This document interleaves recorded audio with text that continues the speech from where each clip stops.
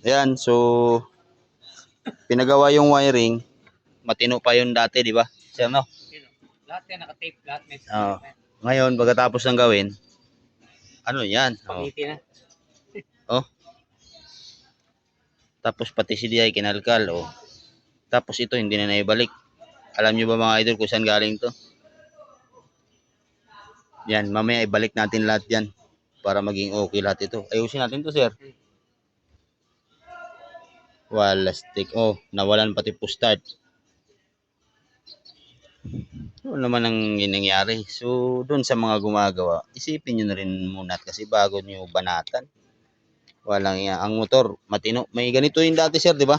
Yeah, meron nga, ano tawag yung black ano na yan? Yung hose. Oh. Ganyan yung itsura nung inayos. Pagkatapos ayusin, ganito na. Ayun na, nung... Wala na. Di ba? So, grabe ang ginawa mo sa wiring. Diba? Dapat hindi mo na ginalaw kung hindi mo naman alam. Ito, delikado to. Puti ito, positive to ng battery, mga idol. Pag dumikit dito sa body yan, baka umandar si sir na puro apoy. Patay tayo dito. Grabe, anong ginawa mo sa wiring nito? Oh. Oh, hindi nyo man lang inayos. Tingnan nyo naman yan. Oh. Hindi man lang tinig. Ito ang pinakadelikado kasi positive to. Positive ng battery to. Yan o. Naglagay ka pa ng fuse. Naglagay ka ng fuse pero hindi mo tinip dito. Tapos tinan mo yung itsura ng wire. Oh, puro balat-balat lahat to. Diba? Kung hindi ka marunong, huwag kang gumalaw ng mga ganito kasi kawawa yung may-ari. Patay tayo dito. Diba? Pati nga dito, oh. Tingnan nyo naman yan.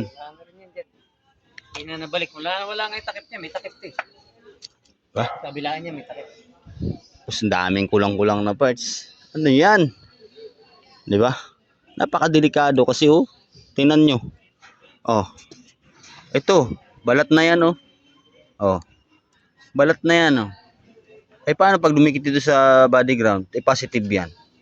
Di nasunog na.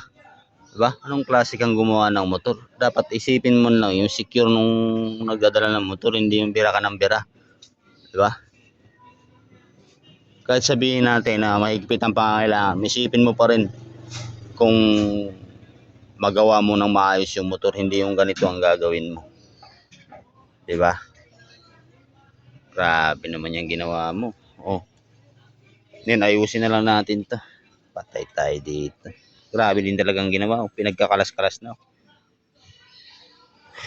Parang wala na sa pulo-pulo yung